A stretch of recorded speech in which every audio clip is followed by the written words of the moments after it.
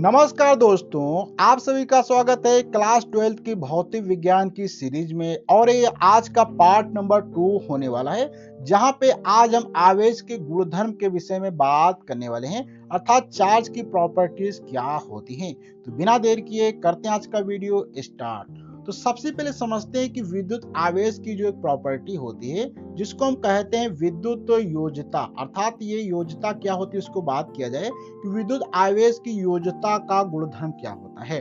अर्थात आवेश एक हम जानते हैं क्या होता है, अदिश राशि होता है। इसलिए किसी निकाय या वस्तु पर उपस्थित जो कुल आवेश होगा वो अलग अलग आवेशों के बीजगणितीय योग के बराबर होगा। देखो, हमने समझा कि आवेश पहले वीडियो में कि आवेश क्या होता है, एक अदिश राशि होता है जिसके अंदर कोई दिशा नहीं होती, केवल परिणाम होता है।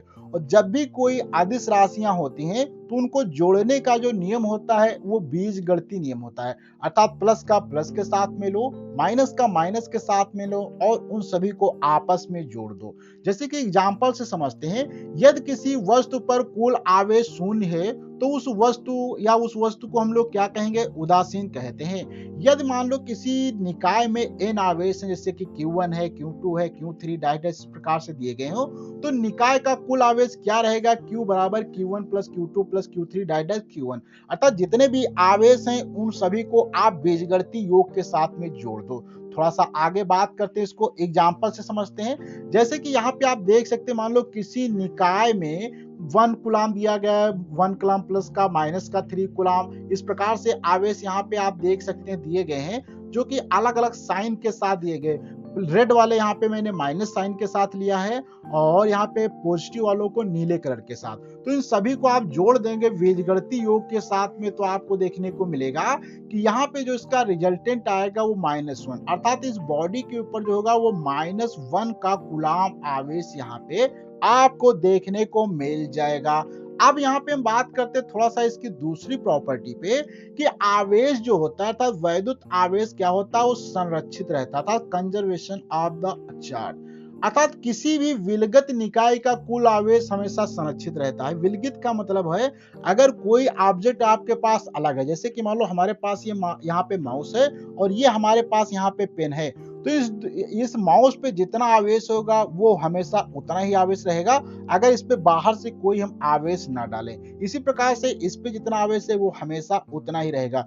अगर इन दोनों को आप एक बॉक्स के अंदर बंद कर दो, फिर यहाँ पे दोनों को आपस में रगड़ोगे, तो मान लो यहाँ पे माउस से आवेश इसके ऊपर एक इलेक्ट्रॉन ट्रांसफर हो गया, तो भी आप देखेंगे एक इलेक्ट्रॉन यहाँ पे कमी हुई है, इसमें एक इलेक्ट्रॉन अधिक हुआ है, लेकिन टोटल आवेश दोनों का हमेशा क्या रहेगा, कंजर्व ही रहेगा। चाहे इलेक्ट्रॉन यहाँ से यहाँ पे जाए या इस पेन से माउस के अंदर जाए, लेकिन इलेक्ट्रॉन तो ट्रांसफर होंगे, लेकिन दोनों का आवेश हमेशा क्या रहेगा, कंजर्व ही यहाँ पे आपको दिखाई देगा।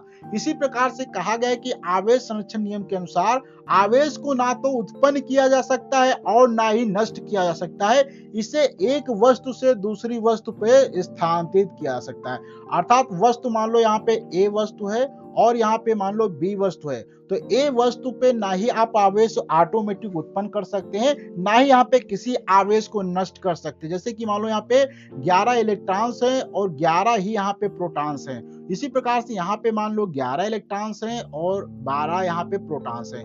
तो यहाँ पे 11 इलेक्ट्रॉन्स 11 प्रोटॉन्स को आप ना नष्ट कर सकते हैं, ना ही इसके ऊपर आप बढ़ा सकते हैं। क्या कर सकते हैं, केवल ट्रांसफर कर सकते हैं। जैसे कि यहाँ से इलेक्ट्रॉन अगर आपको 10 इलेक्ट्रॉन करने, तो एक इलेक्ट्रॉन यहाँ पे आपको निकालना पड़ेगा, ऐसा नहीं कि इसको नष्ट करेंगे। तो ये इलेक्ट्रॉन निकलेगा तो उसके लिए आपके पास कोई ना कोई ऐसा परमाणु होना चाहिए जो कि इस इलेक्ट्रॉन को ले सके। इसका मतलब इलेक्ट्रॉन ना उत्पन्न कर सकते हैं आप, ना ही नष्ट कर सकते हैं, केवल एक वस्तु से दूसरी वस्तु में ट्रांसफर कर सकते हैं।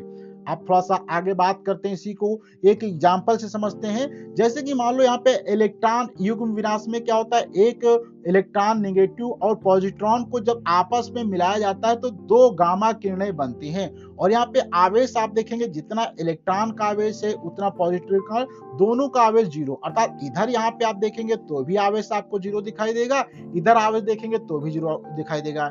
इसी प्रकार से युग्म उत्पादों में जब 2 गामा किरणें आपस में मिलती हैं तो यहाँ पे क्या होता है, एक इलेक्ट्रॉन और पॉजिट्रॉन उत्पन्न होता है। लेकिन आवेश यहाँ पे स्टार्टिंग में देखेंगे 0 है और फाइनल भी आवेश यहाँ पे दोनों को जोड़ेंगे तो भी आपको 0 ही मिलेगा, अर्थात ना आवेश यहाँ पे उत्पन्न हो रहा है ना ही नष्ट हो रहा है। जितना पहले आवेश था उतना ही बाद में आवेश हो रहा है। आप थोड़ा सा हम आगे बात करते हैं इसकी, तो इसी में एक और एग्जांपल पे, जैसे कि नाभिकीय अभिक्रिया, जैसे कि यूरेनियम 92 238 पे जब हम बात करते हैं तो जब इसका विस्फोट होता है अर्थात विखंडन होता है तो यहाँ पे 19 ये थोरियम के अंदर कन्वर्ट हो जाता है और यहाँ पे दो अल्फा पार्टिकल सॉरी एक हीलियम अल्फा कण जो है निकलता है। तो यहाँ पे देखेंगे 90 + 2 कितना हो जाएगा, 92 हो जाएगा और 234 प्लस जो 238, अर्थात जितना यहाँ पे परमाणु भार है उतना ही यहाँ पे परमाणु भार है, जितने यहाँ पे प्रोटॉन्स और इलेक्ट्रॉन्स हैं उतने ही यहाँ पे प्रोटॉन्स इलेक्ट्रॉन्स हैं। इस प्रकार में ना आवेश को उत्पन्न किया जा सकता है ना ही नष्ट किया जा सकता है। अब हम बात करते हैं नेक्स्ट इसकी प्रॉपर्टी पे कि आवेश का क्वांटीकरण क्या होता है। क्वांटीकरण का मतलब होता है कि आवेश, क्वांटीकरण का अर्थ है कि किसी वस्तु पर उपस्थित कुल आवेश का एक न्यूनतम निश्चित राशि पूर्ण गुणज के रूप में विद्यमान होती है। इसका मतलब कि आवेश ऐसा नहीं कि 1/2, 1/4, 1/7, 1/9 ऐसा नहीं होगा, या तो एक आवेश होगा या तो दो आवेश होगा या तीन होगा। तो उस न्यूनतम जो निश्चित आवेश को हम लोग क्या कहते हैं, आवेश का क्वांटा कहा जाता है। और आवेश का क्वांटा इलेक्ट्रॉन के आवेश के बराबर होता था। एक जो मिनिमम क्वांटा होता है वो एक इलेक्ट्रॉन आवेश के बराबर होता है। फिर इसके बाद जितना भी आवेश होगा वो इसी का मल्टीपल होगा। इसको थोड़ा सा एग्जांपल से और समझ लेते हैं। जैसे कि किसी वस्तु पर उपस्थित आवेश है तो उसके लिए फार्मूला भी आपको याद रखना है, Q बराबर प्लस माइनस N होता है, जहां पे N बराबर 0, 1, 2, 3 इस प्रकार से ये होता है। अर्थात सर्वप्रथम 1912 में मिल्टन ने अपने तेल बिंदु प्रयोगों से आवेश के क्वांटीकरण की व्याख्या की थी। अर्थात जो मिल्टन थे उन्होंने सबसे पहले 1912 में जब वो एक्सपेरिमेंट कर रहे थे तेल बिंदु वाला, तो वहां से उन्होंने आवेश का क्वांटीकरण का नाम रखा था। अब यहाँ पे हम बात करते हैं आवेश की निश्चितता।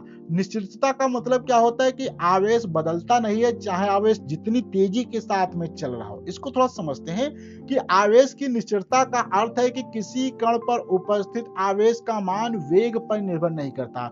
चाहे आवेश जितनी तेज चल रहा हो, जो उसका स्टार्टिंग में आवेश होगा अर्थात जो विरामावस्था में होगा वही गति की अवस्था में आवेश का मान होता है। इसको थोड़ा सा और अगर डिटेल से बात करें तो जैसे कि हमारा जो आवेश के बाद जो परमाणु अर्थात जो द्रव्यमान होता है, वो द्रव्यमान अगर काफी गति के साथ में चलता है तो उसका द्रव्यमान क्या होता है, चेंज हो जाता है। जैसे कि m बराबर m0/√1 - v²/c², ये फार्मूला होता है, जहां पे m0 क्या होता है, कण का विराम अवस्था में था, स्थिर अवस्था में जो उसका द्रव्यमान होगा।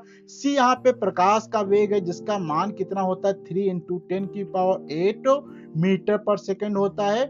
v जो होता है यहाँ पे कण का वेग है जो कि जितनी तेजी के साथ में वो चल रहा है। तो जितनी ज्यादा तेज कण चढ़ेगा उसका द्रव्यमान उतना ही ज्यादा, यहाँ पे आप देखेंगे नीचे का पार्ट क्या होगा, बढ़ता जाएगा और ये टोटल मास क्या है इसका, घटता चला जाएगा।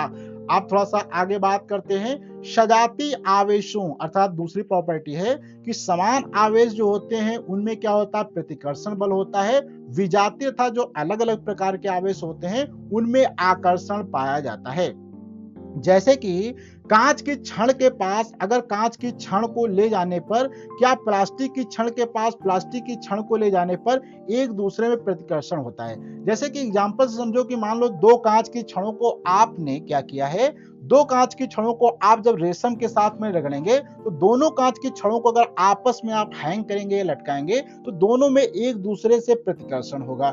इसी प्रकार से मान लो प्लास्टिक की दो छड़ों को आप जो आबनूस या बिल्ली की खाल के साथ रगड़ते हैं, फिर उन दोनों को आपस में लटकाएंगे तो भी उनके बीच में क्या होता है, प्रतिकर्षण होता है। लेकिन वहीं पे यदि आप यहाँ पे कांच की छड़ को और प्लास्टिक की छड़ को लटकाएंगे तो इन दोनों के बीच में आकर्षण होता है, क्योंकि जबकि कांच की छड़ में प्लस का आवेश होता है और यहाँ पे प्लास्टिक की छड़ पर माइनस का है, इसलिए दोनों एक दूसरे में क्या होता है, आकर्षण यहाँ पे देखने को मिलता है। जैसे कि यहाँ पे एग्जाम्पल से आप देख सकते हैं, जैसे कि कांच की छड़ जब दो आपस में लाई जाती हैं जो कि अलग अलग रगड़ी गई थी उसके आबनूस के साथ में, तो यहाँ पे प्रतिकर्षण हो रहा था। इसी प्रकार से यहाँ पे आप देखेंगे जब प्लास्टिक की छड़ को प्लास्टिक की छड़ के साथ में लाया गया तो यहाँ पर भी क्या होता है आप देखेंगे प्रतिकर्षण हो रहा था। लेकिन कांच की छड़ और प्लास्टिक की छड़ को जब आपस में लाया गया तो यहाँ पे इन दोनों के बीच में आकर्षण हो रहा था। आप थोड़ा सा आगे बात करते हैं, यहाँ पे आवेश द्रव्यमान से संबंध रहता है।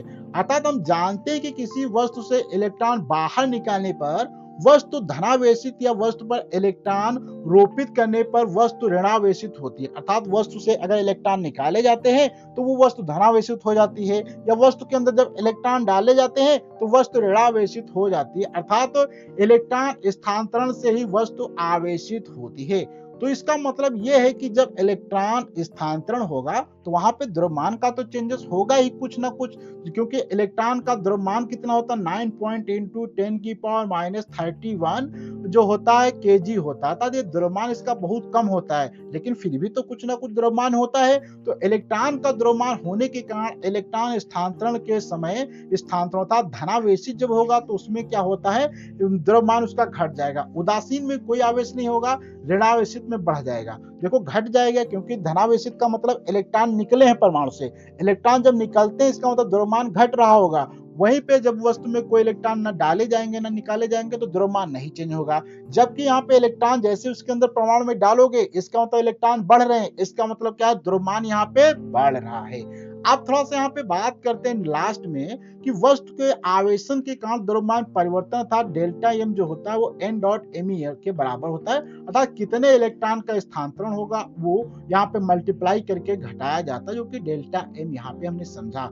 और 1 इलेक्ट्रॉन का मास देख सकते हैं 9.1 इंटू 10 की पावर -31 kg के बराबर होता है। तो आज की वीडियो में हमने डिटेल से समझा कि आवेश की क्या प्रॉपर्टीज होती हैं। तो मैं आशा करता हूं कि आज के वीडियो से आपको कुछ तो नया सीखने को मिला होगा। यदि मिला है तो वीडियो को लाइक करें, अपने दोस्तों को शेयर करें। हम मिलते हैं इसी टाइप के कुछ नए कॉन्सेप्ट के साथ में कुछ नए वीडियो में।